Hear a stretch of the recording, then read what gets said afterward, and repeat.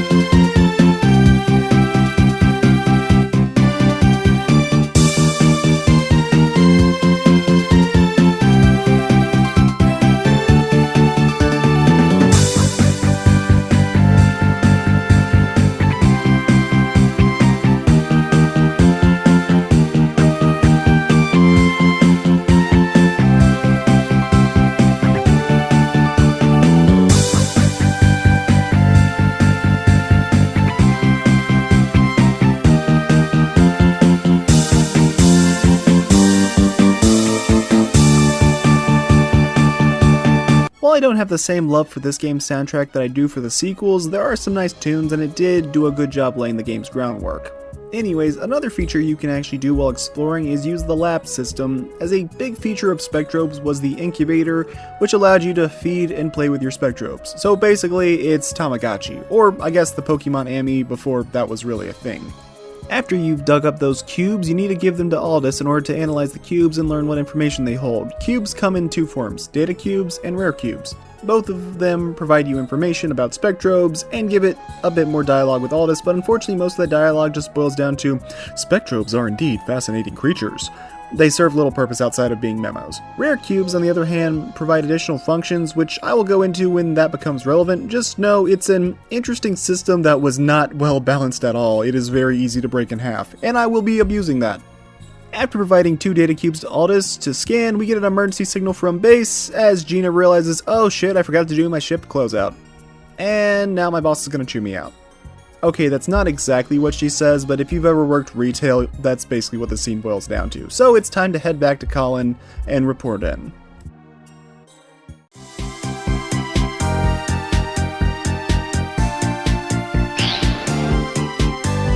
We give our report to Commander Grant, who is more than suspicious of these claims, but has received reports of black vortexes appearing all over the Nanairo star system, so he chooses to go with it for now. And we're given our next mission to go assist Professor Wright on the planet Ginshi, as he's investigating some Spectrobe fossils and they recently had some major issues and lost contact with him. But we can't go as we are.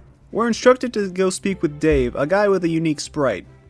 He doesn't actually get his name dropped until the second game, but you still need to speak with him. Anyways, he will give you your other weapons. Here, you'll get your sword and your blaster.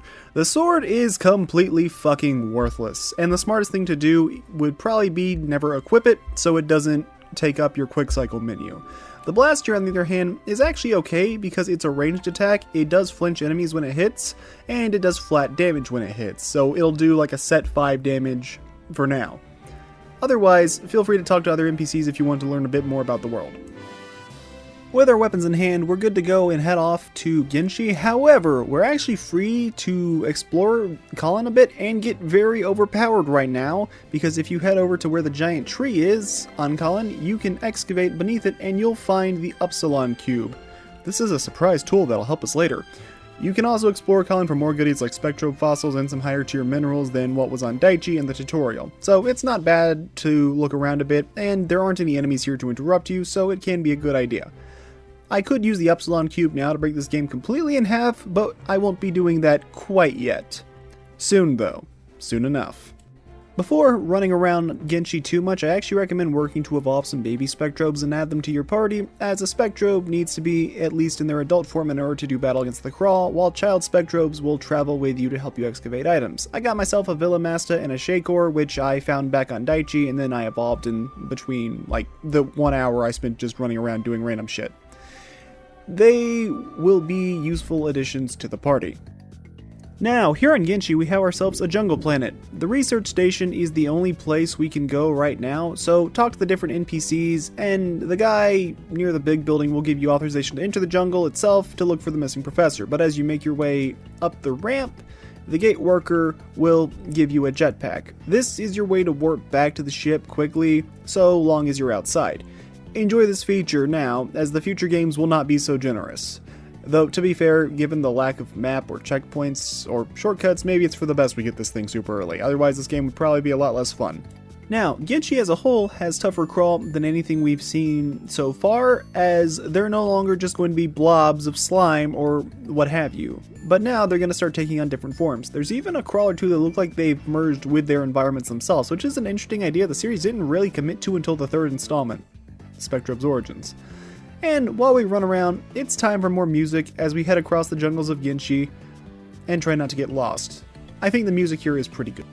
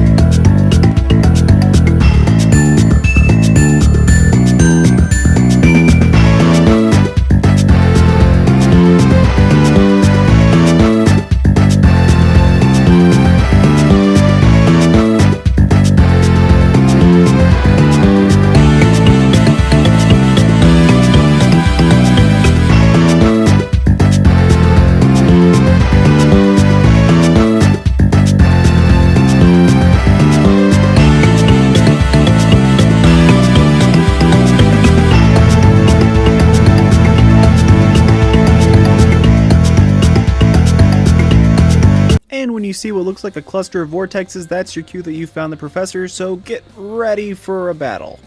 The Blobas are our first mini-boss of the game, and they're similar to the Viblobas, but move a bit quicker and have more HP on top of no longer being a tutorial that's basically unlosable. It's not a super hard fight, but it requires more attention from the player than just spamming one or two attacks over and over again, because if you're not careful, you might end up with a giant mutant arm to the face. Remember the most important rule of combat, stick 'em with the pointy end.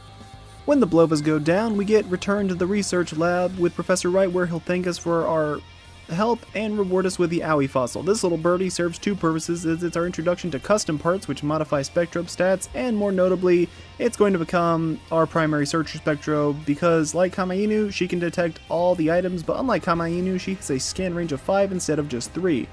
That's about as good as you're going to get on anything, because a range of 7 can't search all items, and the only Spectrobe with a scan range of 6 that finds everything is Danawa, and he can be kinda rare.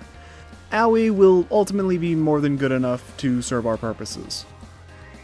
Now, that's enough playing fair, it's time to break this game in half, so give Aldous the Upsilon Cube when you're ready to unleash absolute chaos. It seems calm at first, but this is a rare cube, meaning it unlocks a new function known as the card input system. What does it do? Well, when each Spectrobe game launched, they came with a couple of cards with codes on them. You can input those codes in order to get the thing listed on the card, whether it be a mineral, other cubes, including rare cubes, and of course, other Spectrobes. Now, in future games, the card input Spectrobes had their levels locked to 1 in Beyond the Portals, and they'd go up to level 30 in Origins, because you got the card input code around halfway there instead of early on. What about here? Well, I can get a fully evolved Spectrobe, meaning they're in their third stage, with a custom part, and set levels between 40 and 50, depending on the type of Spectrobe. Grill Dragos, Mossax, and Inca Flare all break this game in half, and I will be abusing their power. Another interesting Spectrobe is Windora, which this card had 9 different variants, so pretty much every player got a Windora, because this Spectrobe can only be obtained via card input.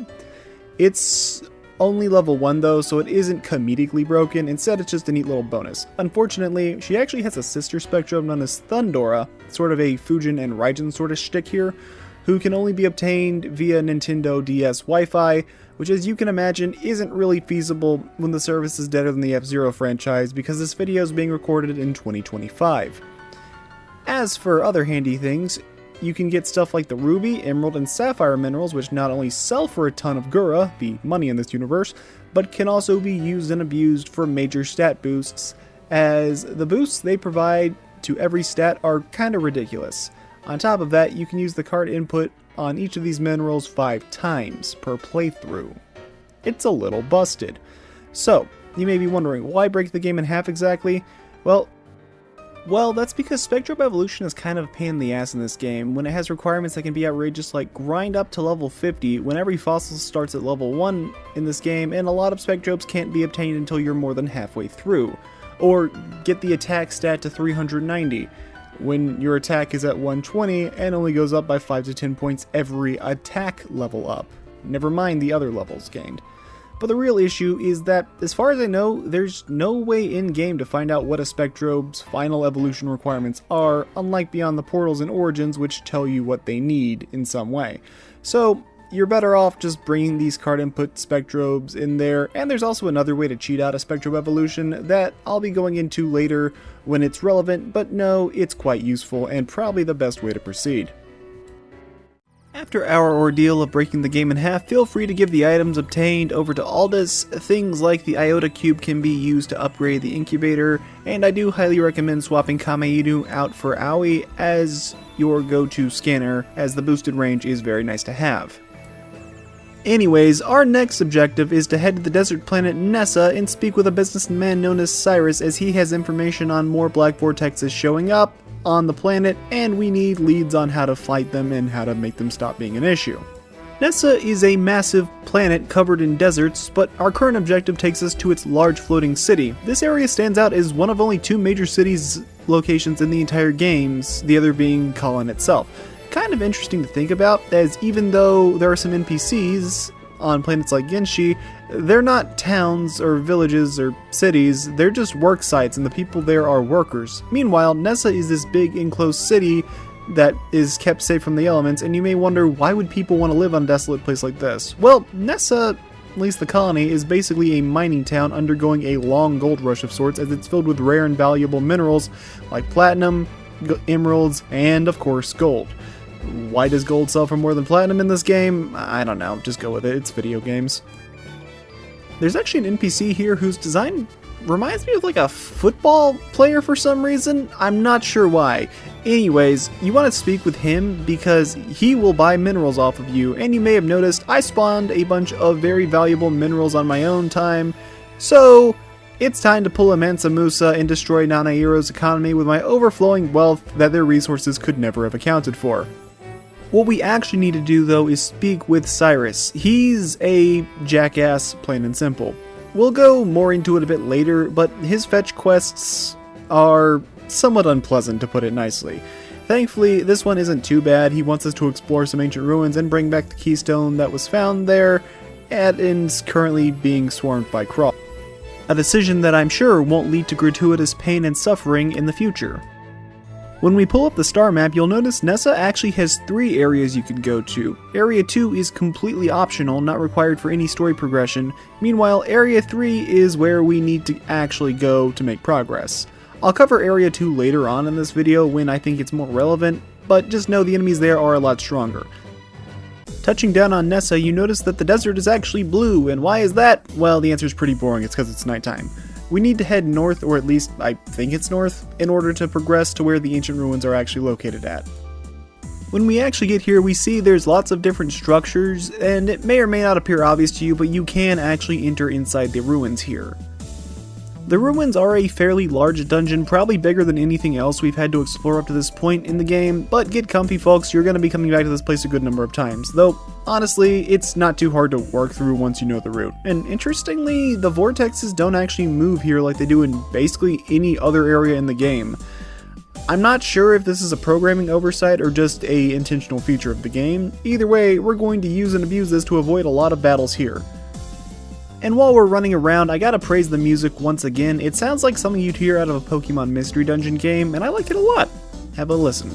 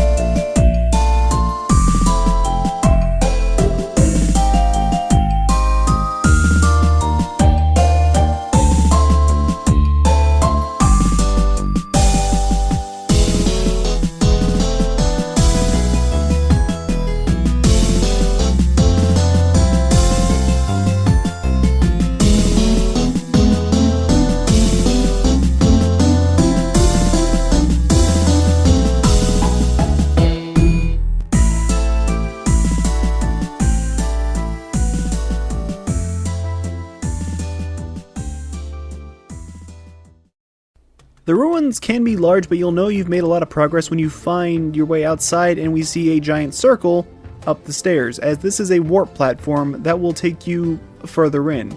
Seems like there's more power in these old ruins than we initially thought. Something else of note is that when excavating in these ruins, this is the first place you're likely to see unusual minerals like zircon, which offers a significant boost in one stat while decreasing another. They can be really useful, but you need to make sure you manage your meters carefully here.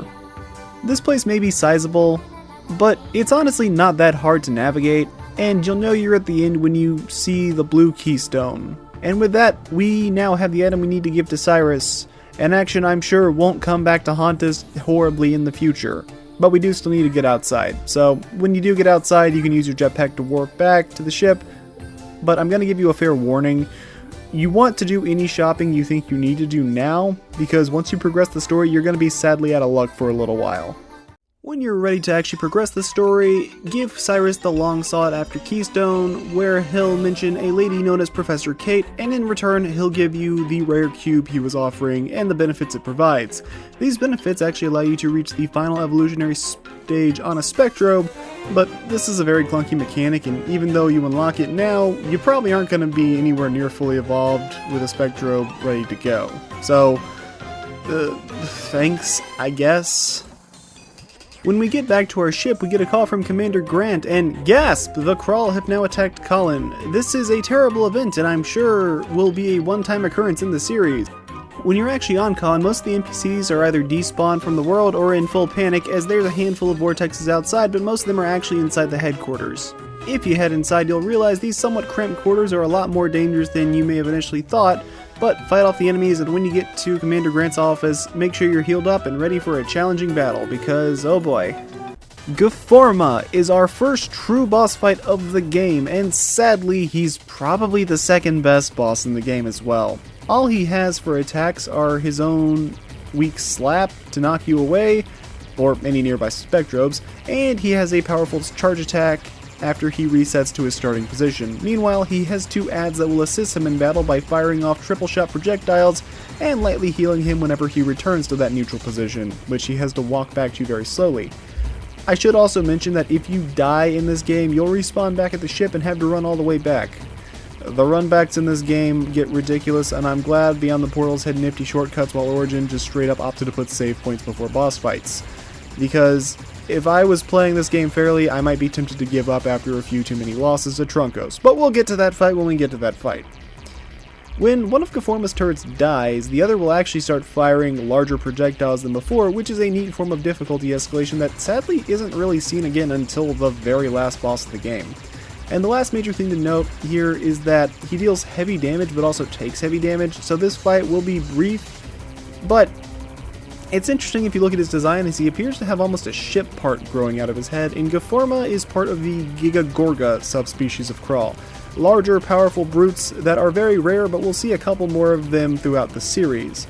And his element is fire, meaning that he's actually going to be weak to your water Spectrobes, if you have any. After the boss goes down, we learn that Gaforma is something known as a Villican agent. This is a term that is never brought up again in the trilogy, but basically that means they're the vanguard of a Krawl invasion, and seeing one more or less means shit is probably fucked. Sorta like Tyranids. Also, Commander Grant seems to know more than he's letting on, but this information will not be expanded upon until the third game of the series, so you can just take it and throw it out the window for now.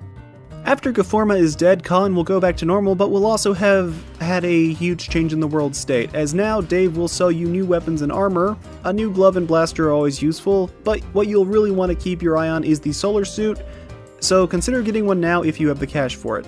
Otherwise, we're actually told that the museum has now opened up, and there's new dialogue all throughout Colin, so while I screw around, enjoy the city's overworld theme. I promise this will be the last time I do that until we reach Himuro in the endgame, if only because this is the last song in the game I really like until the end of the game.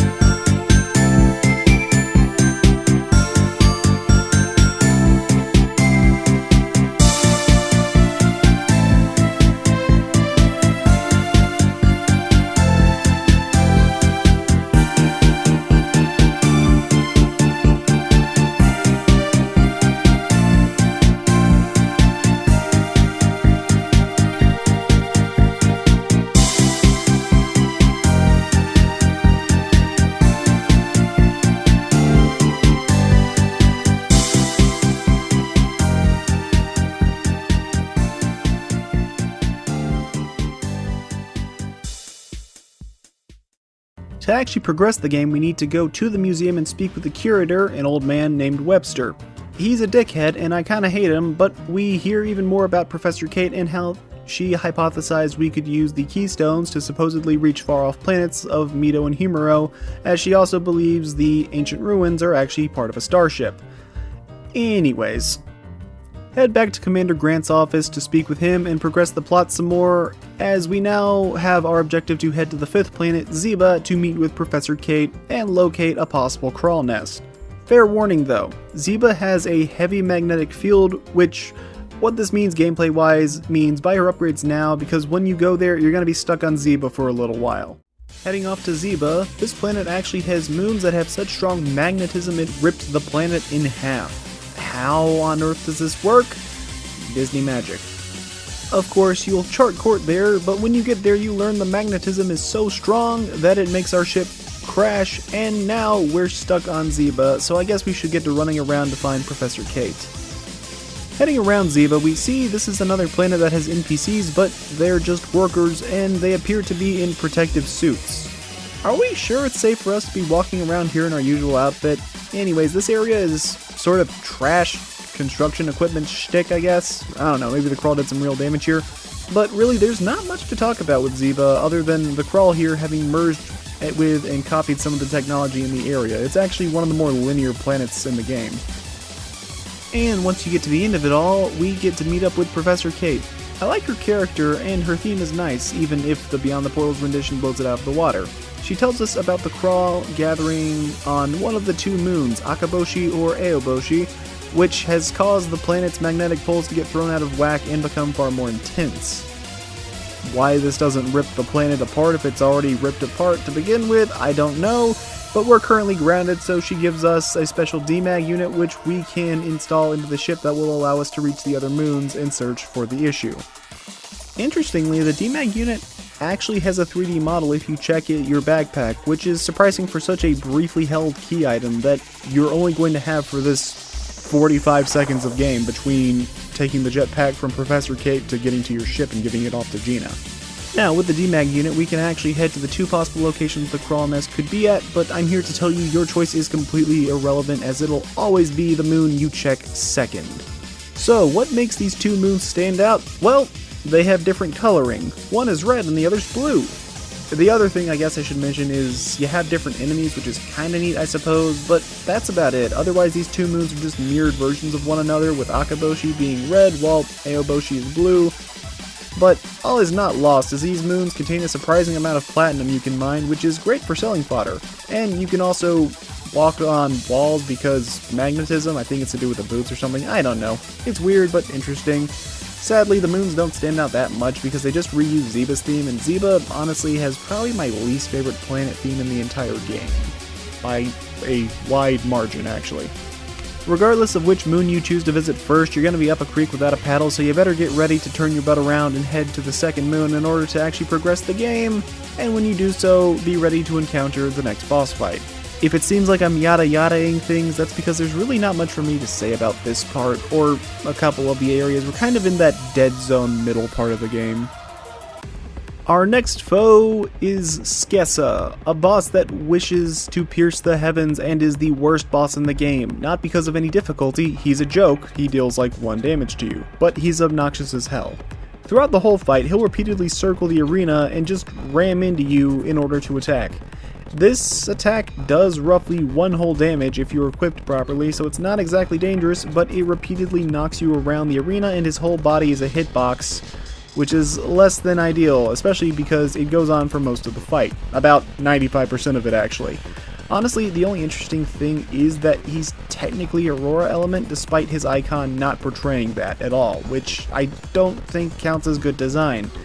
Either way, it doesn't really matter, just spam your special beam attack over and over again because they reset his position and do guaranteed damage, which is better than nothing.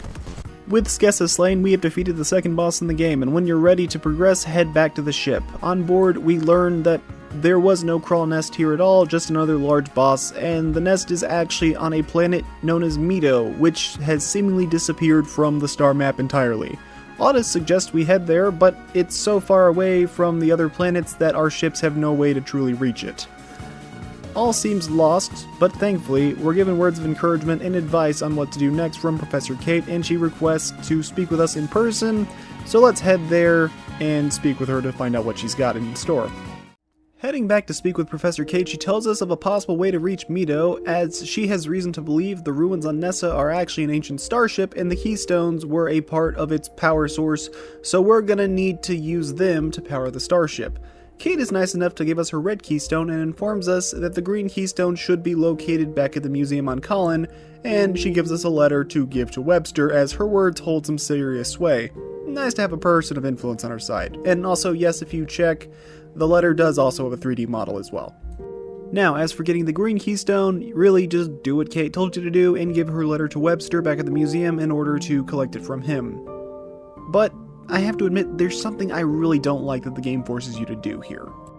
The game forces you to run all the way back through the ancient starship again to put the 2 keystones into place in order to try and activate the starship, because Rollin and Gina have temporarily lost 50 IQ points and forgotten about the blue keystone that we got from this place and gave to Cyrus.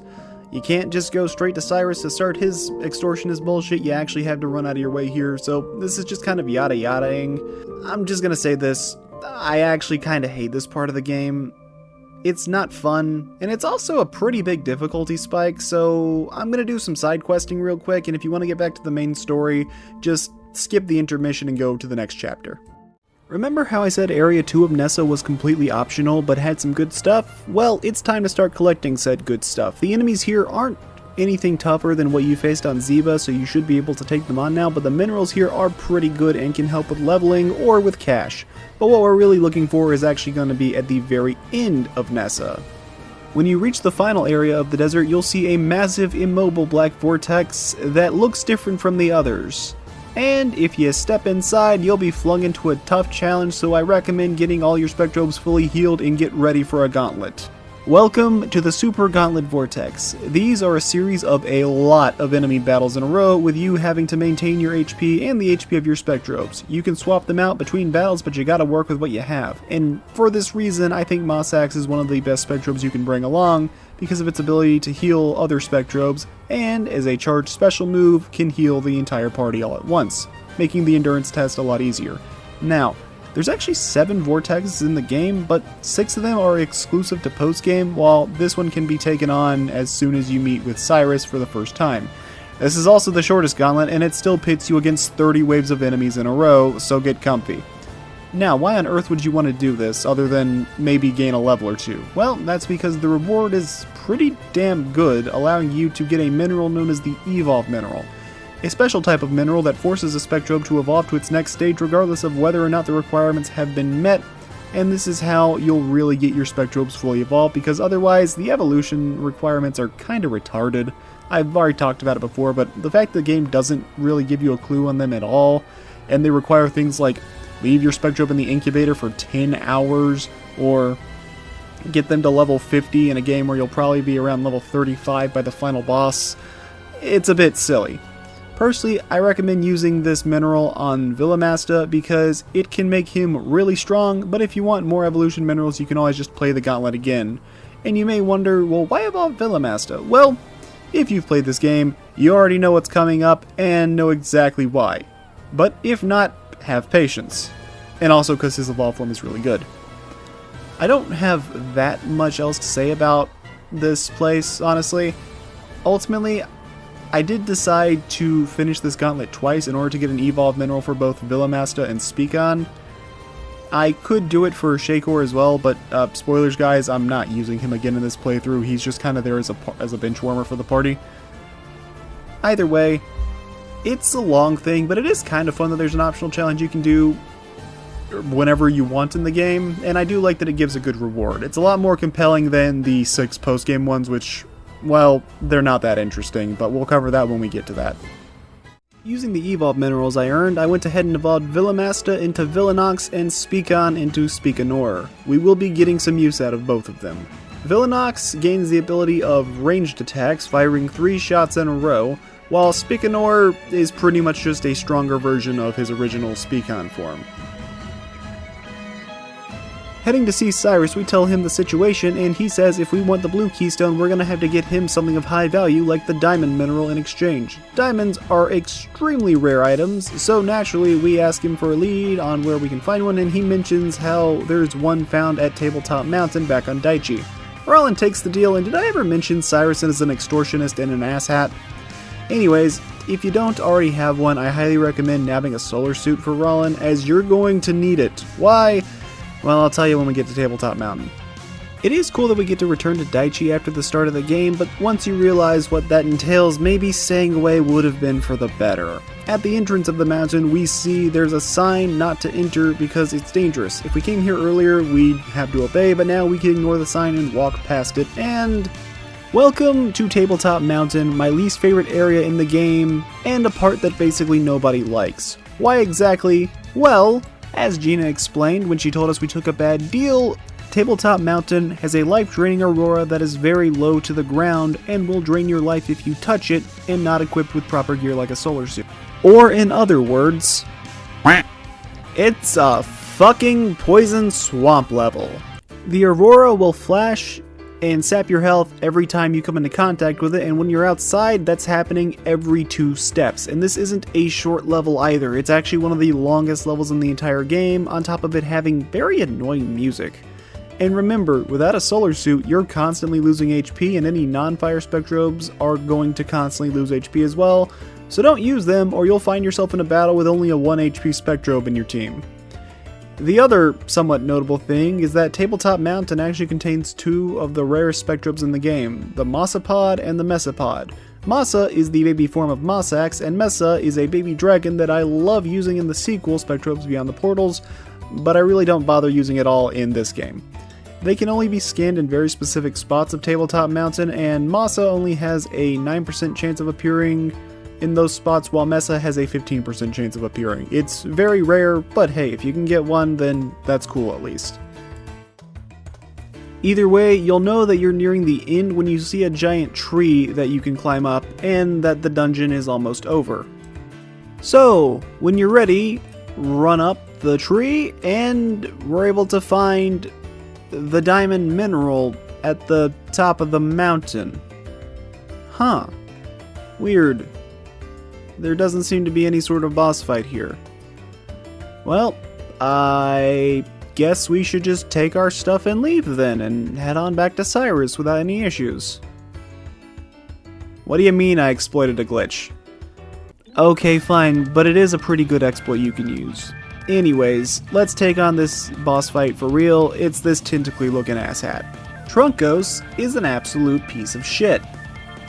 As a positive, he has more than 2 attacks, being able to thrust his tentacles out at you, create lava craters that act as air denial, and spin around like he's a freaking Beyblade, and attack that lasts long enough it can hit you multiple times.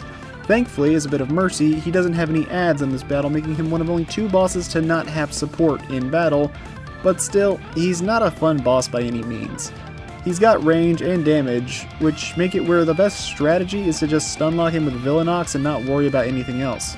It may be cheap, but it's worthwhile to play cheaply, because if you die, you have to run all the way from your ship to Tabletop Mountain once again, as well as getting into the mountain in the first place and all its different fights, and you still have to run through Daichi Plateau as well.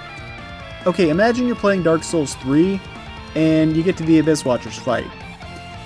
But if you die, you not only have to run through all of Fair and Keep, but it forces you to start at the Forgotten Crossroads bonfire. No thank you, either cheese his ass or just skip the boss fight with the glitch I showed. It's not worth playing fairly. With Trunkos slain, we are now able to go and excavate the diamond mineral, and Gina warns us to be very careful when excavating them, as Cyrus needs it to be in good condition if we want to make sure we can get the keystone back.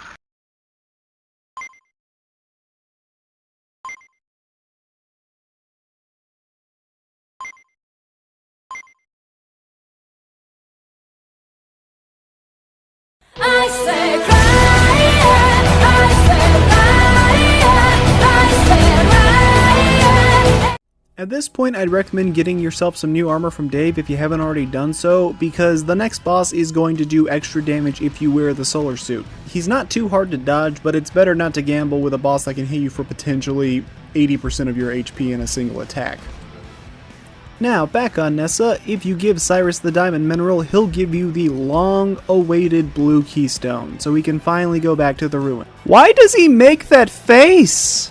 Anyways, with the final keystone in hand, head back to the ruins, and I will give you a fair warning, this is your last chance to really explore the ruins, or most of Nessa, Area 3, because after the boss fight, you're never going to be able to go to the ruins ever again. Otherwise, it's just running through the same area you've already ran through a couple of times before, same enemies and all, so I'm just gonna speed us up until we get to the end. You already know it's there, so I'll see you there. And now we have our boss fight, breaking through the walls of the ancient starship. It's Carcassa here to ruin your day. Is what I would say, but honestly this fight is pretty dang easy. And Carcassa's the one boss that I tend to forget is in the game when I'm not looking up the boss list or if I'm just going off the top of my head. Now, on one hand, Carcassa has 600 HP, making him the tankiest boss so far, and he's backed up by Clutch and Clinch, which can not only fire off homing projectiles, but are also able to heal him for a decent amount of HP. Overall, this boss is very slow moving, but he can throw his attacks out very far, trying to use a piece of the ancient starship as a flail, and if it hits like a friggin' truck. And Carcassa is also the only opponent outside of the final boss gauntlet that will ever break 500 HP. So that's cool. And he has the potential to be a really strong boss fight. But even though he's a big foe, he staggers just as easily and he moves very slowly, so you can just kind of gun him down with Villainox and he'll just get his life wrecked. You don't need to worry about anything else. It's pretty much a joke. The one positive is you can actually tell what element he is based off his icon, unlike most of the other bosses. After the boss fight is done, you can put the final keystone in place, and now the ancient starship will have some power going into it, but after the damage from Carcassa, it can't really take off, so we need Gina to come help wire the ancient starship to our own, and we'll be instructed to go back to our ship. You get treated to a cutscene that looks really cool, but was also bit crushed to hell, because it's not really a DS cutscene, it was something they squeezed onto the DS. But hey, you now have an upgraded ship, and that means you can fly all the way out to Mito if you want to. And now we head to Mito, and it seems like the planet is not so welcoming as we get attacked by a swarm of Krawl that are surrounding the planet and are forcing us to bail and make an emergency landing on Himuro. This planet is a giant ball of ice that majorly reflects light, allowing it to keep the swarm of Krawl at bay despite the close proximity to Mito, and that's the reason why it hasn't been completely overrun like Mito has. And now we're on the obligatory ice level of the game. It doesn't affect our excavation abilities at all, but it has a neat aesthetic change here.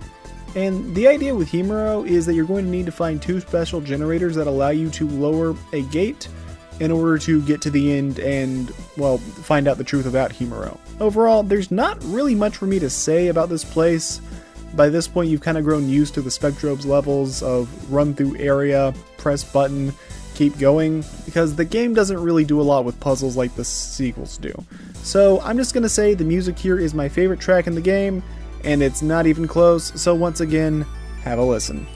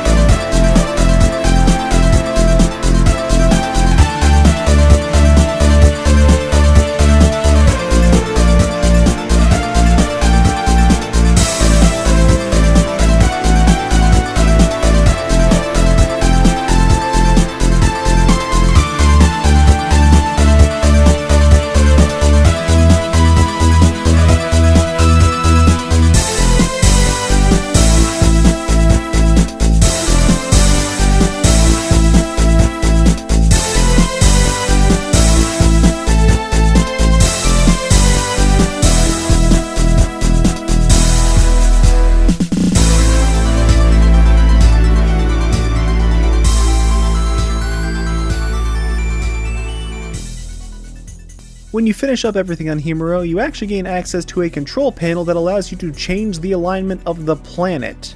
And why is that? Well, Himuro is a ancient anti-Krawl weapon that uses the power of the sun to set them on fire. Medieval, but effective. Anyways, at this point you actually can go to Mito to try and beat the game, but you'll also receive word that we should probably head back to Ginshi, as we've learned there's a super weapon known as a Geo. The game presents this as an optional thing, but no, it's not. You can run all the way up to the final boss, but the final boss will be impossible to beat without the Geo chilling out in your pocket, so we need to go collect ourselves a tactical nuke on the obligatory lava area, cause, I don't know, the endgame needed a fire and ice shtick going on. Before we head off to do that, I would actually recommend checking in with Dave, as he has had his final gear upgrade, so now you can get your ultimate armor and weapons. The sword is still worthless though, so probably don't waste your money on that. Now, onto Genshi lava flows. We land near where the volcanoes are, making this a much more lava area, but once again it doesn't actually affect your excavation abilities at all. So, what's there to say about this place? Well, not much. This is actually a very linear area, probably the most linear location in the entire game. Actually, no, I'm certain it is the most linear level in the entire game by far. So just kind of continue down the pathway for a while. Things do get a bit more interesting once you make it to the very end, where there's a giant crater filled with lava, and there's these little streams flowing into it. This is where our Geo is located, so we need to freeze the lava, and by extension erase the Krawl vortexes. And when that's done, the lava is completely cooled, and you can go in and collect yourself the Flame Geo, a super weapon designed to wipe the Krawl from existence.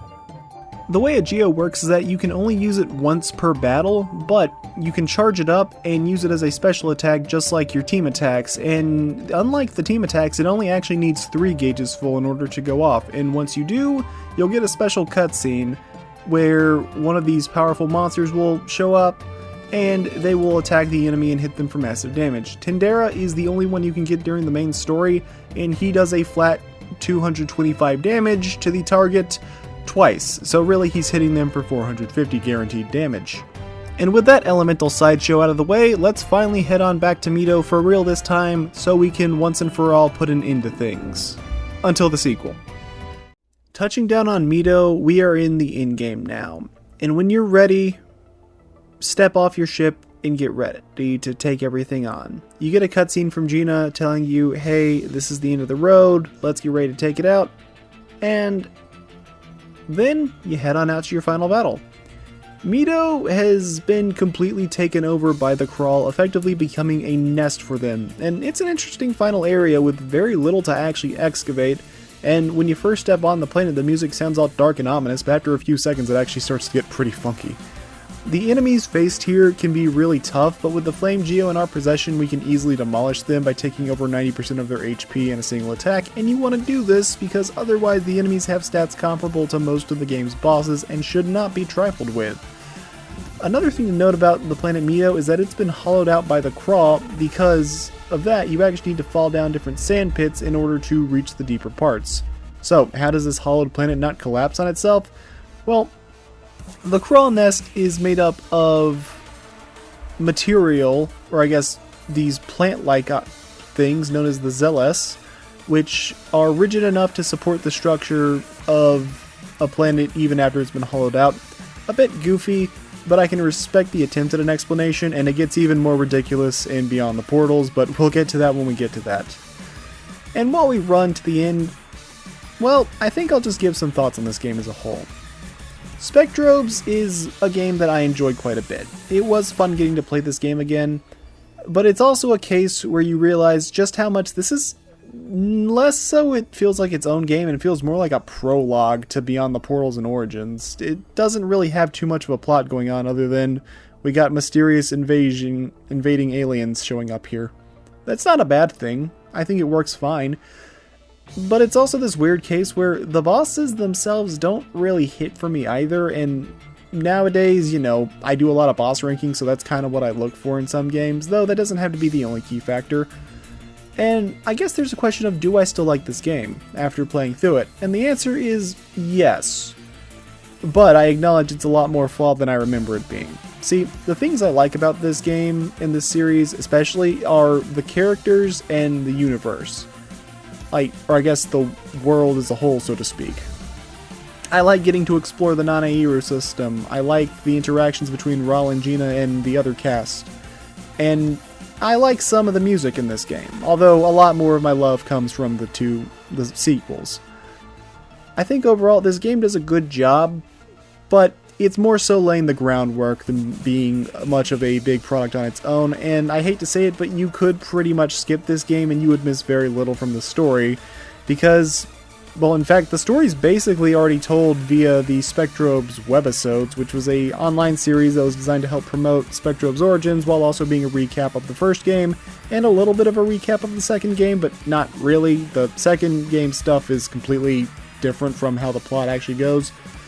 There is some cool stuff in there. You get to see the voice acting, and it's a little interesting hearing it because the voice actors changed about halfway through to the characters that would go on to become their actual voice actors in Origins, so it's kind of neat, I guess. But, I don't know. Otherwise, I think Spectrobes is a good game, but it kind of, you can tell it starts to get worn out around the time you get through Tabletop Mountain, as it has you run back through the ruins a third time, and then a lot of the levels after, like, the early game just end up being okay, well, run to the end of this pretty linear path, and that's another case where I think the lack of a map really hurts this game, because on one hand, they don't want you to get lost, but that also means that the level design has very little actually going on to it, and a lot of these places end up being pretty linear areas you can run through. Granted, some of them are well designed enough so you really wouldn't get lost, but, like, the Genshi lava flows, for example, is a glorified straight line with some lava thrown in, which means mandatory cutscenes where you stop and watch it freeze. That's not really compelling. I do still enjoy the game, but it's a case where I think it's a good thing that the game is as short as it is, being able to be beaten in about 8 hours, because that means it gets out before its welcome is completely worn out, so it doesn't have time to get tedious. Granted, it's also a DS game, so realistically you could go ahead and do the, you could just play it like in sessions, and that's definitely what I would recommend, but not everyone's going to do that. Now, as for those vortexes, so here's why I want to mention them some. So, as you may have guessed, the other 6 vortexes, and the reason they're post-game exclusive, is because they give you geos, much like the one you got from the lava flows. That sounds cool, but ultimately, there's not much point in doing them, because they're pretty much just reskins of the same of Tindera. Granted, some of them have some cool animations, but the third geo, Fulvina, the Thunder Dragon, that's like the 3rd tier one, or it's only 2 steps above Tindera. There is no reason to get any Geo stronger than it, because each hit he does is 252 damage, and there is not a single enemy in this game with over 500 HP, which means after that you're kind of just picking your favorite reskin of an insta-kill attack. On top of that, one of the Geos is on top of Tabletop Mountain, which, no, not happening. Plus, some of those gauntlets get a bit ridiculous, where you're looking at over 70 battles in a row. Are you serious? I don't know. That's kind of one of those things where it's interesting, but it's not really what I consider to be the most compelling post-game content, and there's no extra cutscenes or anything like that to look out for, so there's not much reason to mess around with it. I definitely think, once again, the sequels do a better job there. But despite its flaws, I do still enjoy Spectrobes. I had fun playing through this game again, and I do enjoy the vibes of it. There is something fun to be had here, and I can recommend giving it a try. Anyways, when you reach the area with green spores falling down gently, be prepared, as we've reached the final room of Spectrobes 1. So get ready, get healed up, and be prepared for the final battle. Also, make sure your Geo's equipped, otherwise you're going to have a really embarrassing death and a comedic walk back to the final boss arena. Take one last look at your team, make sure you're properly equipped, and get ready and step forward for the final battle of Spectrobes. Our opponent is against the Gigagorga class Krawl or Toso, essentially the final guard, or maybe the father of the Krawl in this nest. Ortoso is a colossal foe with a mighty 700 HP and shockwaves generated with every step he takes, and it can't be harmed without a Geo, so hopefully you went out of your way to pick up Tindera, because if not, you're screwed with a capital S and you're going to have to run all the way through there and all the way back through here. However, once the barrier goes down, Ortoso may as well just be a giant teddy bear, because he moves at a molasses speed. Like, yeah, he can create some massive shockwaves and he can hit hard, but this dude may as well be the "your life ends 20 minutes from now" meme.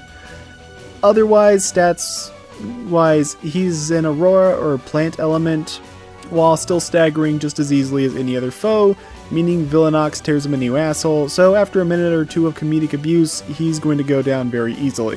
Well, that was disappointing for a final battle, wasn't it? Yeah, just kidding, we're not done quite yet. Ortoso goes down, but the body doesn't dissolve like other Krawl do. Step forward and the spores dropped by the giant mushroom-like object fully heal you, but they're not just healing you, as they're also healing the boss we already killed. Oh no. Yeah, this mushroom known as the Thoraxa can be seen as the mother or core of the Krawl in this nest, birthing and reviving near endless waves of Krawl, and we won't be able to stop this invasion unless we slay it. So I guess it's time for one last challenge.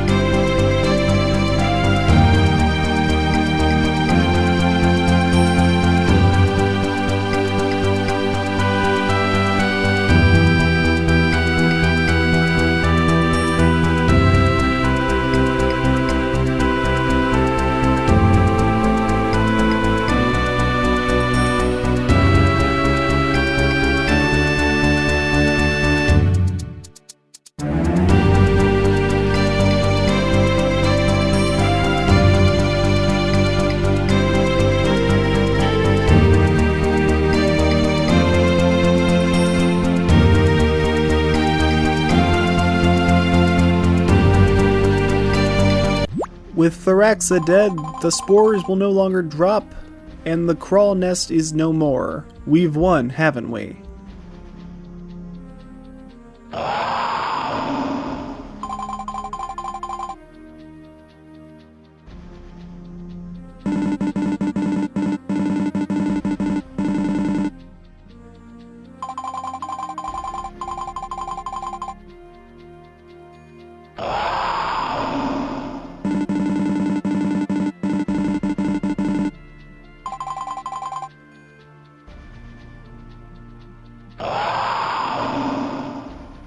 Yeah, maybe not. During your battle against Thoraxa, enough spores dropped to revive the final guardian, and now we have our actual last battle against this beast. Let's do this and put an end to this game.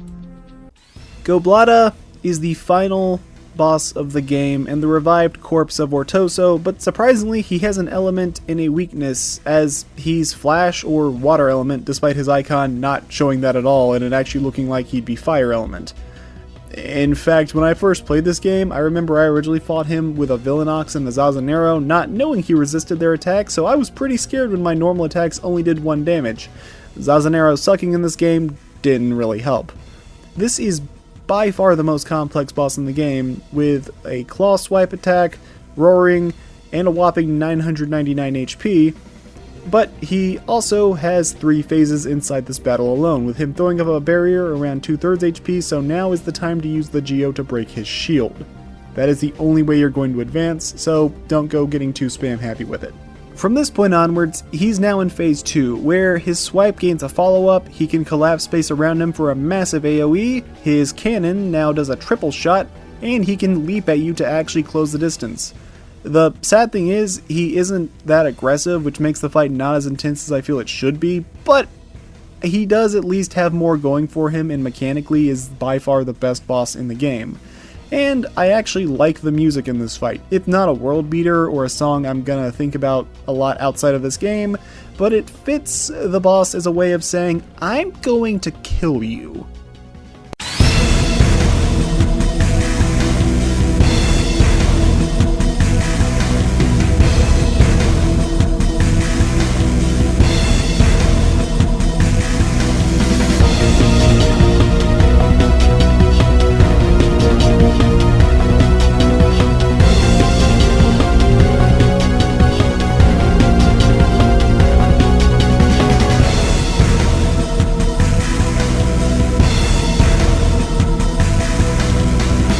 Not a bad track, though admittedly there's actually a different song I kind of associate with this boss fight, because I remember when I was about 9 years old watching someone play through this boss fight on YouTube without using any Spectrobes, and instead they had Drowning Pool's Bodies playing over the battle.